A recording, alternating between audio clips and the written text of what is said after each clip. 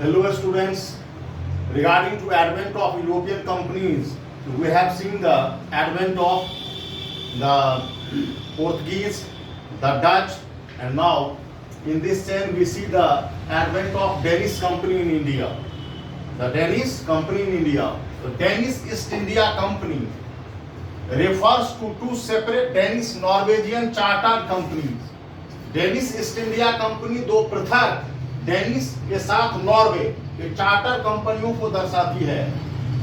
The first company operated between 1616 and 1650. पहला जो company था इसका संचालन 1616 से लेकर 1650 के बीच हुआ. And the second company existed between 1670 and 1729. दूसरे कंपनी का अस्तित्व 1670 से लेकर 1729 तक रहा. However, in 1730, 1730 में it was refounded as the Asiatic Company. 1730 में इसकी पुनर्स्थापना हुई जिसका नाम एशियाटिक कंपनी रखा गया था. Right? They came India in 1616. Danish means Denmark. Danish refers about the Denmark. They came India in 1616. ये 1616 में आए. They settled their factories. Bharat में उन्होंने अपनी फैक्ट्री की स्थापना की. First at Tranquebar, Tamil Nadu, Coromandel coast पर. पहली फैक्ट्री जो स्थापित की डेनिस ने 1620 में 1620 ट्रेंकोबार में Tamil Nadu. And Serampore, second factory was set up in Serampore, Bengal in 1676, 1676 में. In India, its center was Serampur, Bengal. In India, its center was Serampur. है ना? इसका केंद्र बंगाल में सेरामपुर था. They also set up their factories in Masulipattnam and Porto Novo. इन्होंने अपनी factory मसूलीपत्तनम, Coromandel coast पर. मसूलीपत्तनम में आप देखेंगे इनके पुर्तगालियों के भी, डचों के भी, अंग्रेजों के भी ये महत्वपूर्ण था. एंड पोर्टो नोवो में अपनी फैक्ट्री स्थापित की.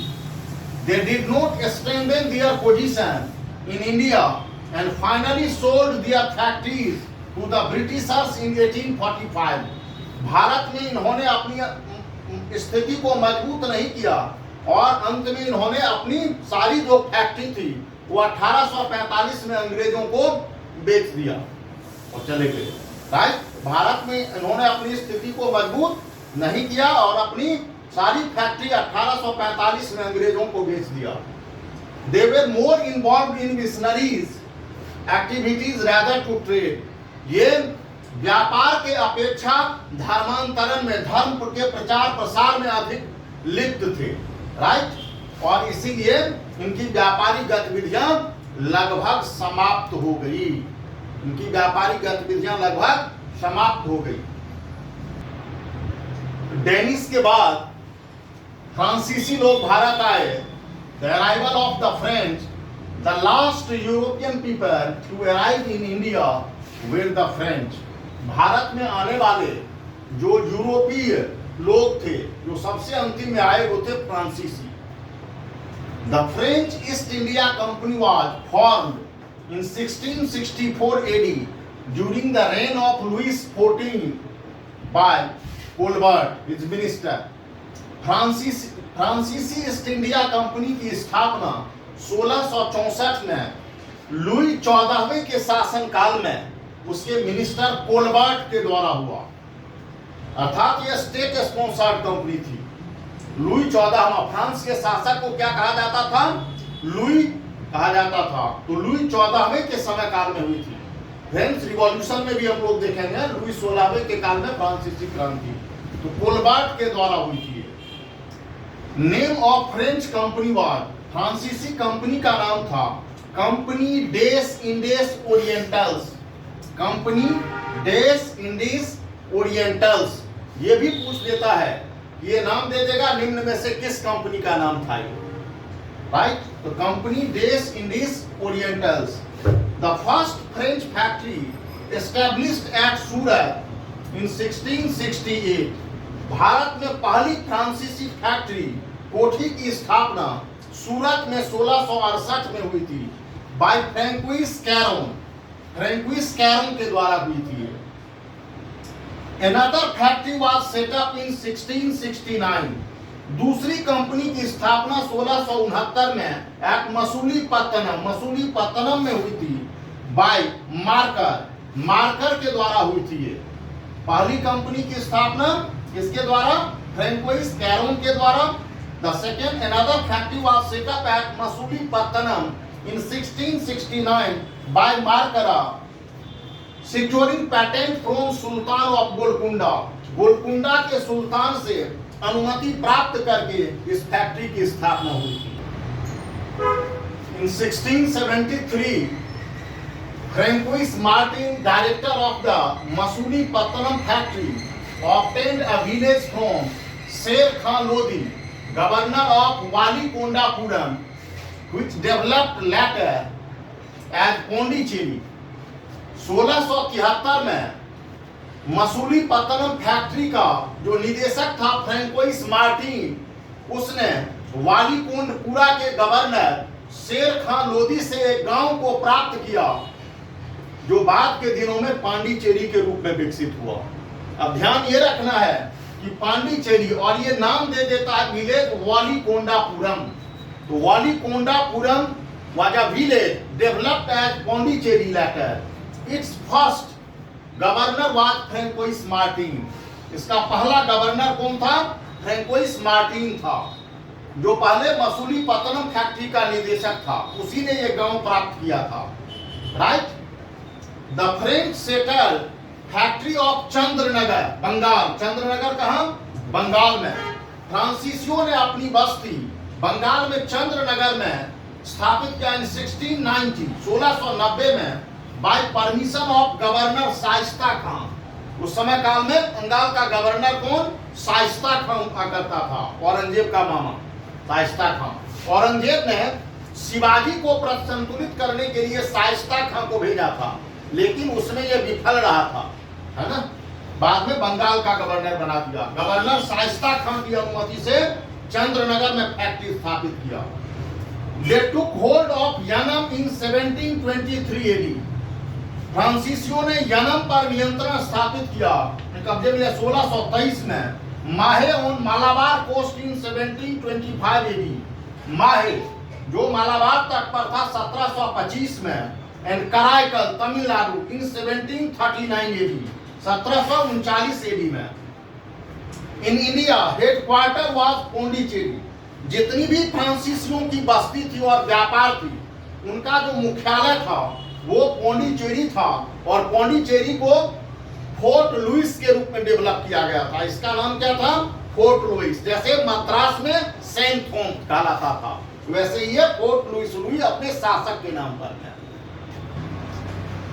From their arrival until 1741 AD, the objectives of the French, like those of the British, were purely commercial।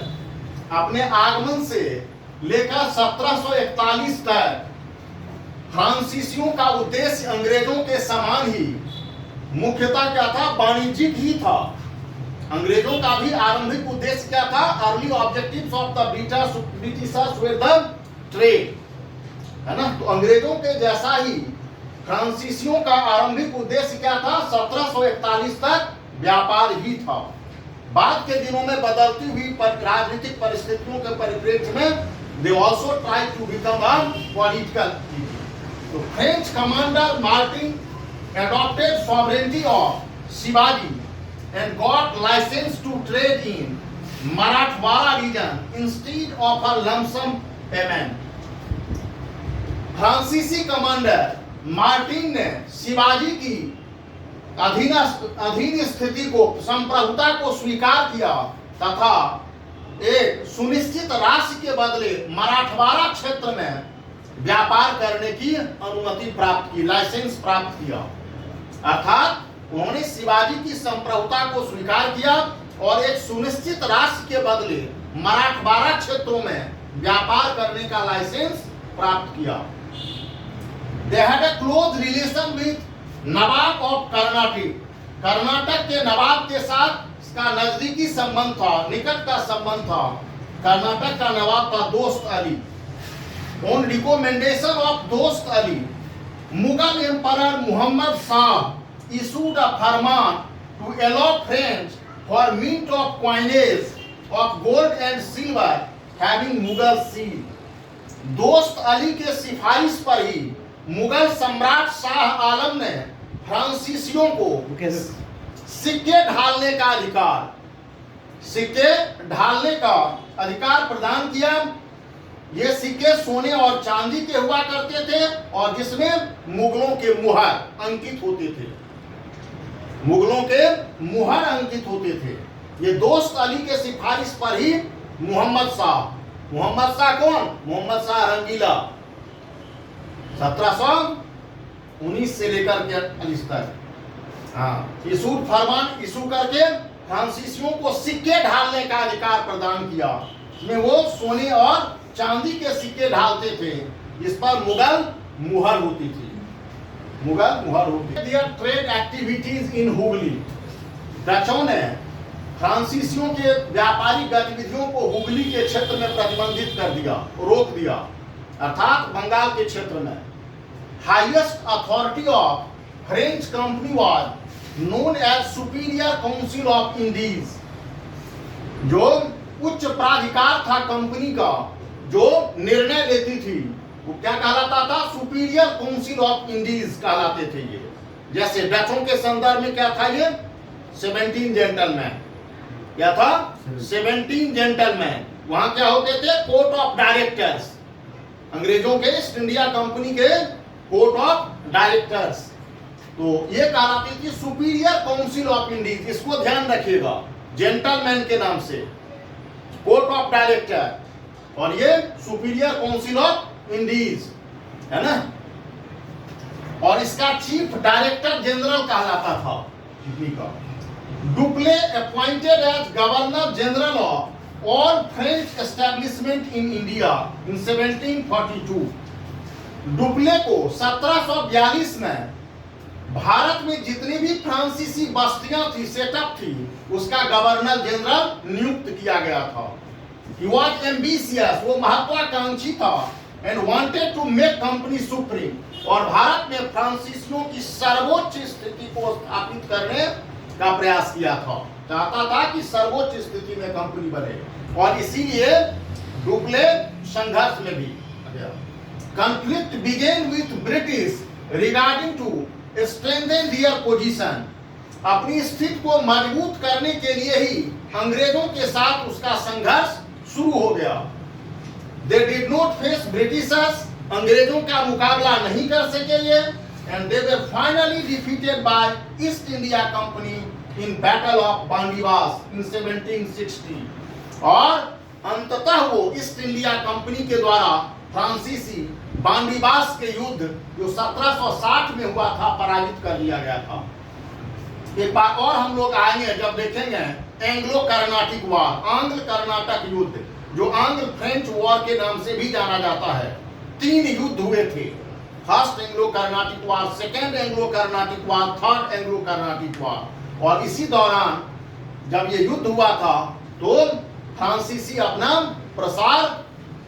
फ्रांसीसियों का प्रसार रुक गया था और भारत में उनकी चुनिंदा बस्तियां रह गई थी, जो बाद के दिनों तक 1954 में रही।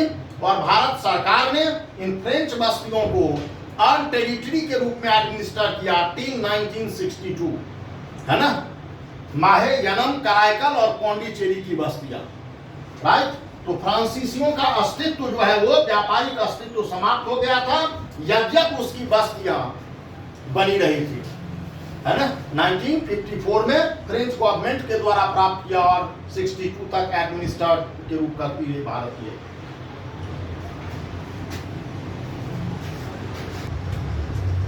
कई बार प्रीलिम्स में और मेंस में ये प्रश्न पूछ लिए जाते हैं कि भारत में फ्रांसीसी शक्तियों के पराजित होने के क्या कारण थे। भारत में 4 ऐसे ऑप्शन दे दिए जाते हैं और कहता है कि निम्न में से कौन सा कारण नहीं था फ्रांसीसियों के पराजय का, या फ्रांसीसी अंग्रेजों के बीच संघर्ष के अंतर्गत निर्णायक कारण क्या था। तो फ्रेंच गवर्नमेंट, फ्रांसीसी सरकार फ्रांसीसी सरकार कॉलोनी को सेटअप करने में बहुत रुचि नहीं रखती थी। Means the French government did not take interest regarding to setup the factories और trade activities. They were interested in the control in America. ये अमेरिका में, न कि भारत के क्षेत्रों में ये व्यापारिक गतिविधियों में या कॉलोनी सेटअप करने में रुचि नहीं रखती थी, ये जैसे अमेरिका के संदर्भ में था। तो सरकारी दृष्टिकोण भी महत्वपूर्ण था। जबकि ईस्ट इंडिया कंपनी व्यापार को प्राथमिकता देते हुए भारत और अन्य क्षेत्रों में कॉलोनीज को सेटअप करते थे और इसी में अपनी रुचि को देखते थे। और चूंकि ये अमेरिका को खो चुके थे, इसीलिए दूसरे क्षेत्र में अपनी व्यापारिक स्थितियों को मजबूत करना चाहते थे और ईस्ट इंडिया कंपनी को वहां की सरकार से समर्थन प्राप्त था। फ्रेंच सरकार का समर्थन कंपनी को भी उतना अधिक प्राप्त नहीं था। फ्रेंच कंपनी, दोनों कंपनियों के नेचर को अगर आप देखेंगे तो ऑर्गेनाइजेशनल जो इनका स्ट्रक्चर था वो अलग अलग था। ये ज्वाइंट ईस्ट इंडिया कंपनी एक ज्वाइंट कंपनी के रूप में थी, जिसमें निवेशकों का पैसा लगा हुआ था, एक तरीके से प्राइवेट कंपनी थी। जबकि फ्रांसीसी कंपनी क्या थी? स्टेट स्पॉन्सर्ड कंपनी थी, राज्य प्रायोजित कंपनी थी, है ना।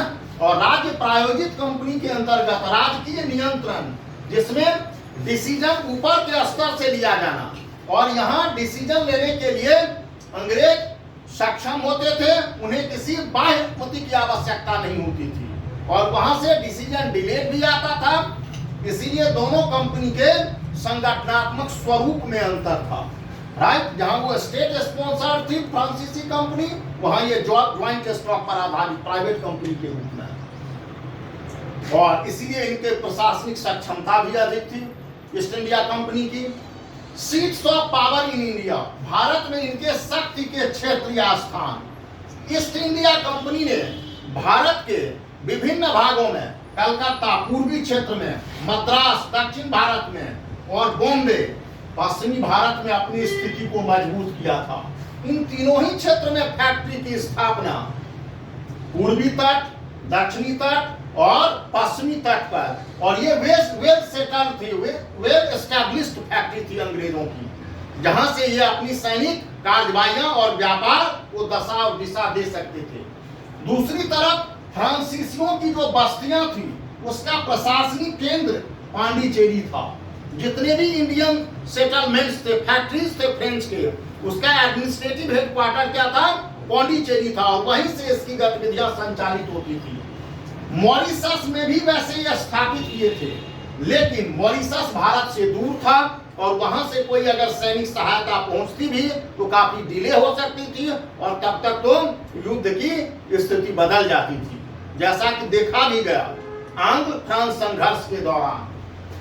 ये वेल एस्टैब्लिश्ड बस्तियां थी भारत के विभिन्न क्षेत्रों में, और इनकी कमजोर स्थिति थी, इल इक्विप्ड थी, अर्थात यहाँ सैनिक अर्थात नौसेना भी मजबूत नहीं थी इनके पास में। इसीलिए कई बार प्रश्न पूछा जा सकता है कि Dupleix made a cardinal blunder in looking for the key of India in Madras, Clive sought and found it in Bengal. Dupleix ने एक बहुत बड़ी भूल की कि उसने भारत की चाबी को मद्रास माना, दक्षिण भारत के क्षेत्र में, जैसा कि आंग्ल फ्रांस संघर्ष के अंतर्गत सेंट थॉम के युद्ध के रूप में देखा जा सकता है।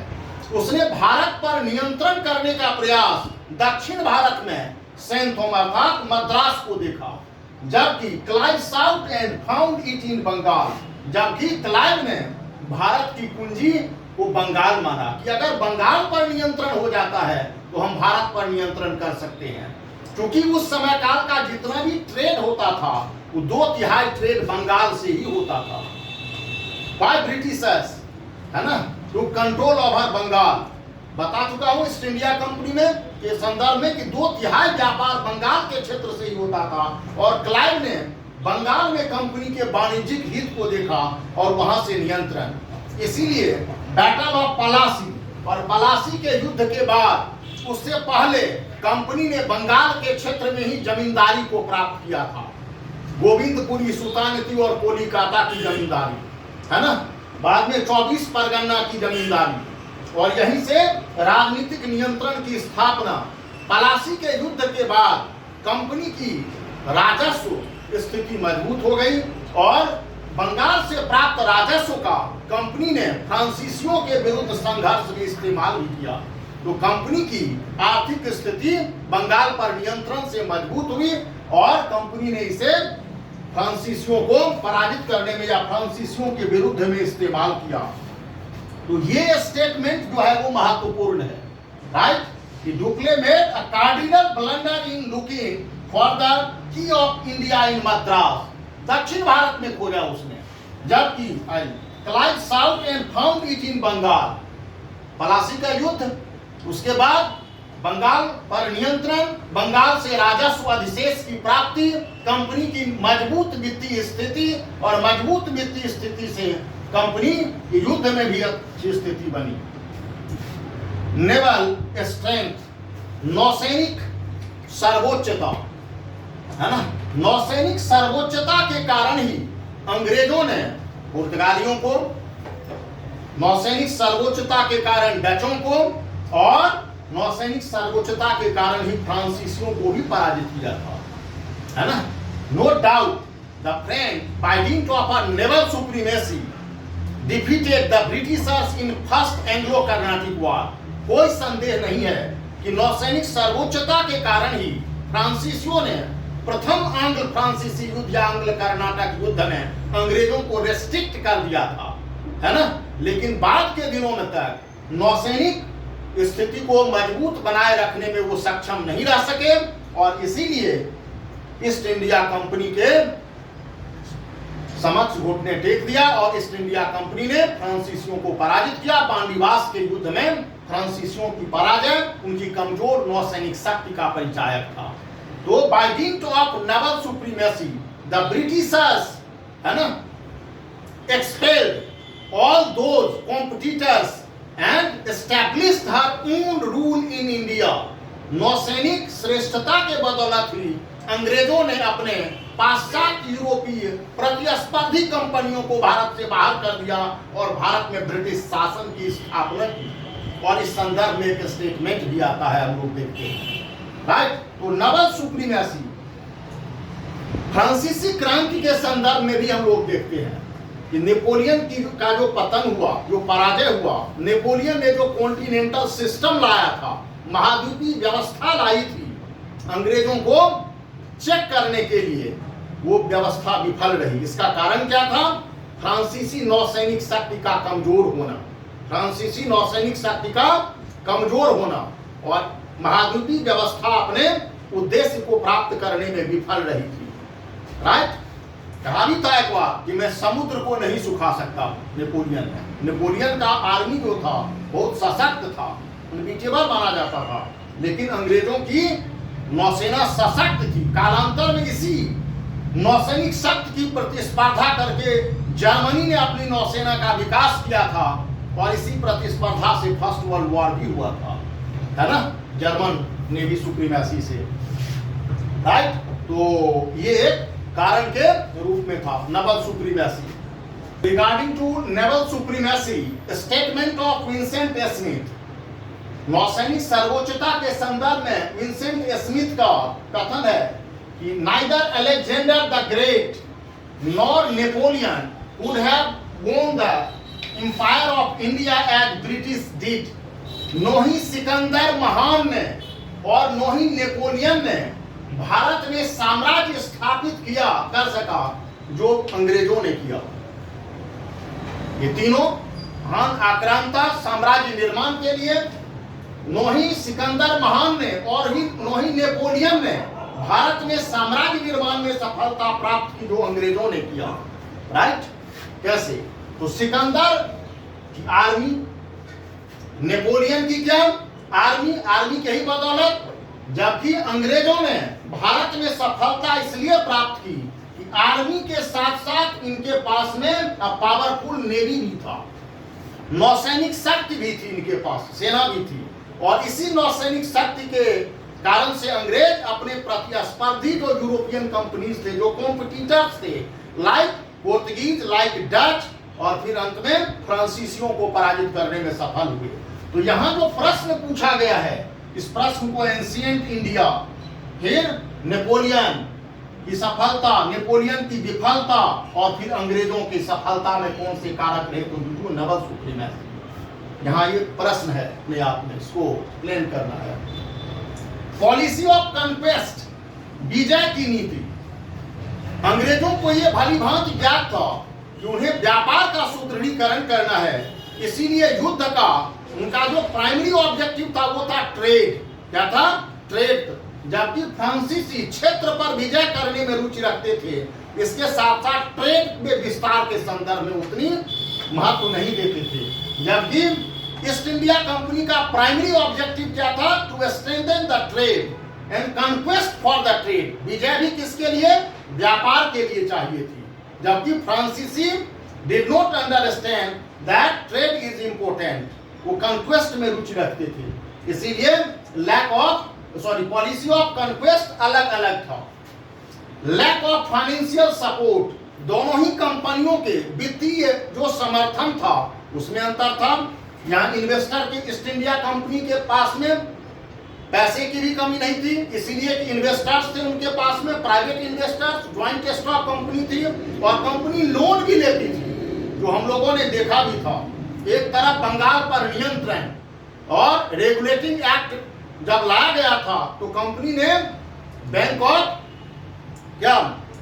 इंग्लैंड से ऋण की का आवेदन किया था, तो ऋण भी लेती थी और युद्ध लड़ती थी। जबकि वहां से फ्रांसीसियों को आर्थिक सहायता प्राप्त नहीं हो पाती थी, इनकी इकोनॉमिक पोजीशन अच्छी नहीं थी। पर्सनल इनकम्पिटेंस, व्यक्तिगत जो अक्षमता थी, ये भी दोनों के संघर्ष में निर्णायक भूमिका अदा की। जहां ईस्ट इंडिया कंपनी के पास में बड़े पैमाने पर कुशल सैनिक नेतृत्व था इनके पास में, लाइक क्लाइव योद्धा के रूप में, आयरकूट, सॉन्डर्स, फोर्ड जैसे सैनिक कमांडर थे, तो वहीं इनके पास गिने चुने जैसे डुप्ले, वो एम्बिशियस तो था लेकिन बहुत बड़ा सैनिक कमांडर नहीं था। फ्रेंच, फिर इसके बाद है French official failed to cooperate with one another. फ्रांसीसी जो अधिकारी थे ये एक दूसरे के साथ समन्वय स्थापित करने में विफल रहे। इवन की कई बार युद्ध के दौरान मैटर ऑफ डिस्कॉर्ड, मनमुटाव की भी स्थिति, संघर्ष की स्थिति, डुप्ले का बुलाया जाना, फिर काउंट द लाली का और बूसी के बीच में मनमुटाव का होना, ये अपने आप में दर्शाता है कि फ्रांसीसी अधिकारियों के बीच में बेहतर तालमेल नहीं था। जबकि दक्षिण भारत में जब युद्ध हुआ तो वहां अलग अलग भागों से अंग्रेजों को सहायता पहुंचाई गई, जैसे कि बंगाल के क्षेत्र से, मुंबई के क्षेत्र से, और ऐसे समन्वय स्थापित करने में फ्रांसीसी विफल रहे। प्रश्न यह आता है कि in fact Plassey decided the fate of Carnatic struggle, क्योंकि आंग्ल कर्नाटक युद्ध जो था वो आंग्ल फ्रांसीसी संघर्ष को दर्शाती है। और इस संदर्भ में जगहंस सरकार का स्टेटमेंट, इनफैक्ट वास्तव में Plassey decided the fate of the Carnatic struggle, Plassey ने कर्नाटक के संघर्ष के भाग्य को सुनिश्चित कर दिया था। इसलिए 1757 में पलासी का युद्ध, इसके बाद अंग्रेजों का एक कॉमर्शियल के साथ साथ पॉलिटिकल एंटिटी के रूप में उभारना, और फिर बंगाल से प्राप्त राजस्व का युद्ध में उपयोग किया जाना, सैनिक संगठन में, व्यापार में, और अंग्रेजों की विजय। और इसी संदर्भ में तृतीय आंग्ल कर्नाटक युद्ध के दौरान बांडीवास के युद्ध में अंग्रेजों ने फ्रांसीसियों को पराजित किया, जिसमें बंगाल के क्षेत्र के राजस्व और पलासी के युद्ध का अप्रत्यक्ष रूप से योगदान था। अप्रत्यक्ष लेकिन प्रत्यक्ष राजस्व सृजन के अंतर्गत। तो ये स्टेटमेंट जो है उसको जस्टिफाई करता है। क्या करता है? जस्टिफाई करता है। तो दो तीन हम लोगों ने प्रश्न को देखा जो आंग्ल फ्रांसीसी युद्ध से संबंधित था, राइट। और यहां से ऐसे प्रश्न पूछ लिए जाते हैं, प्रीलिम्स में भी और मेंस में भी।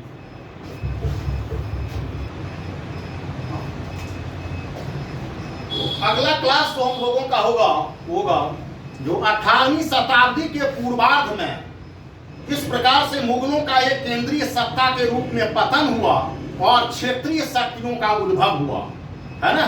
Rise of regional powers in first half of 18th century India. Next class हम लोगों का यही होगा।